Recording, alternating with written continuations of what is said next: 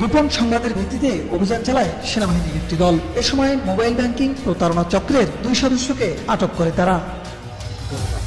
সেনাবাহিনী জানিয়েছে, বুধবার রাত 3টা থেকে সকাল 9টা পর্যন্ত গাইবান্ধার গোবিন্দগঞ্জের উত্তর সীমা গ্রামের 2টি বাড়িতে অভিযান চালানো হয়। এ সময় উদ্ধার করা হয় নগদ ও বিকাশ মোবাইল ব্যাংকিং প্রতারণার কাজে ব্যবহৃত বিভিন্ন মোবাইল কোম্পানির 2374টি সিম কার্ডের পিন কোডের 4টি রেজিস্টার। এছাড়াও ছিল একটি ল্যাপটপ, 7টি মোবাইল ও 6,14,000 টাকা সহ প্রতারণার কাজে ব্যবহৃত বিভিন্ন সামগ্রী।